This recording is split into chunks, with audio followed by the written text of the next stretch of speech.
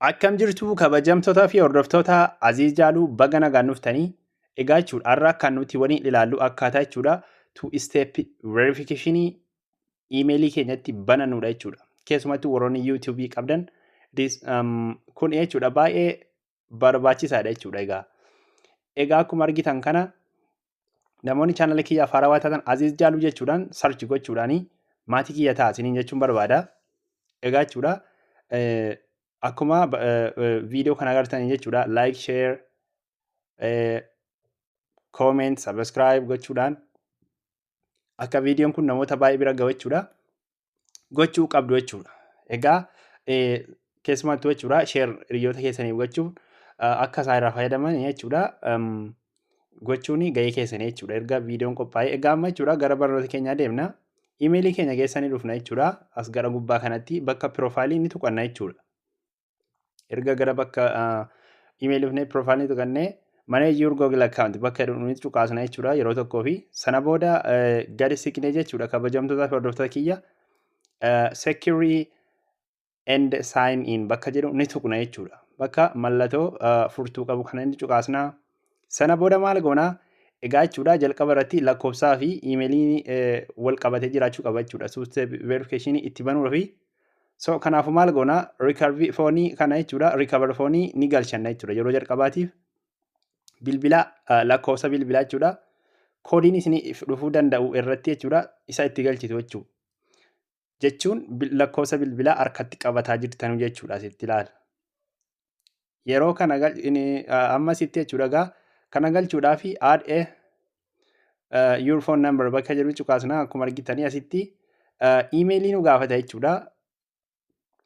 Iimeelii amma fayyadamaa jirtan wal qabatu jechuudha yoo sila sammuu keessaa qabaattan itti galchitanii yoo immoo sila qopheeffatanii qabaattanii copy paste itti gootanii jechuudha akkuma argitan kana.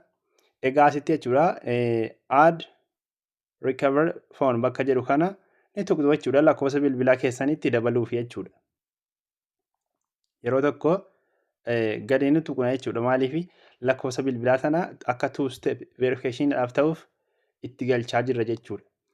Asitti yeroo tuqanne jechuudha alaabaa yookiin jechuudha koodii biyya biraa nuuf fida waan ta'eef wal harkistanii bakka ka biyya keessanii wal fakkaatu jechuudha. Koodii biyya keessanii itti tuqxu jechuudha. Amma meeqa suudiin kanan fayyadama. Asitti jechuudha akkanatti itti guunna jechuudha. Lakkoofsa keessan otoo hin dogongoriin jechuudha tartiibaanii itti galchitu jechuudha. Sana booda yeroo galchitanii fuulduratti deemtu jechuudha. Mee itti galchina.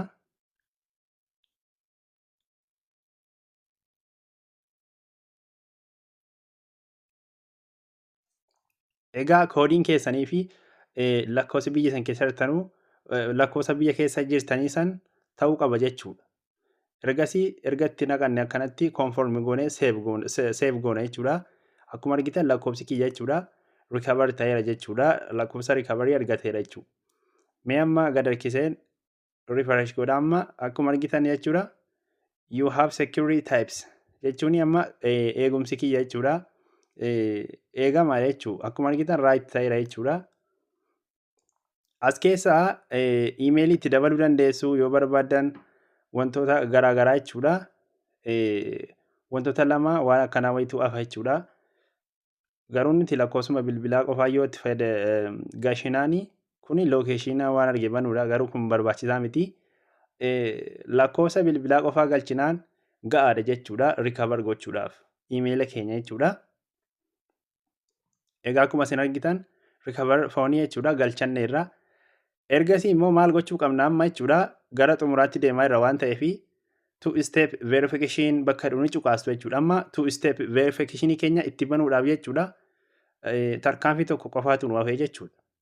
Egaa kana gochuuf maal goona erga two step verification kan jedhu kana tuqannee dhufnee turn on two step verification kan jedhu kana ni cuqaasna jechuudha. Jechuun mirkaneessaa kee lamaffaa jechuudha banii jechuudha. So kanaafuu maal goona yeroo nuti yeroo tokko gadi tuqnu jechuudha turn your step verification bakka jedhu amma yeroo tokko yeroo gadi tuqnu bakka kana nuuf baasa jechuudha. Amma jechuudha qophoofteetta jechuudha mirkaneessaa lammaffaa waliin jechuudha two step verification waliin qophoofteetta jechaadha jechuudha. So kanaafuu two step verification yeroo tuqnu danii goona jechuudha. Akkuma argitan kana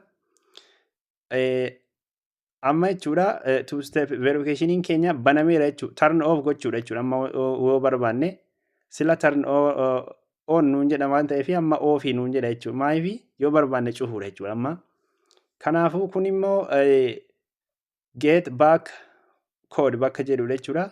Koodii yoo barbaaddan jechuudha. Koodii kana yeroo imeelii keessan loogaat gochuu barbaaddanii yoo kan koodii argachuu hin dandeenye ta'e koodii kana jechuudha amma qabattanii itti fayyadamuu ni dandeessu. Garuu isinii amma jechuudha kan nuti barbaanne jechuudha caalmaatti maalidha? Two step verification itti banachuudha jechuudha. So barnoota biraa kan koodii immoo jechuudha ni baranna jechuudha yeroo biraatti. Akkuma argitanii two step verification kun jechuudha sirriitti jechuudha har'a jechuudha sa'aatii 8:37 galgala keessaa verification isaa banameera jechuudha. Egaa barnoonni keenya har'aa kana fakkaata. Namoonni chaanala kanaaf haarawaa taatan like, share, subscribe gochuudhaan maatii kiyya ta'uun dagatiin asiniin jechuu barbaada. Hiriyoota keessaniif share godhaa. Yeroo biraa walitti deebinaa nagaan.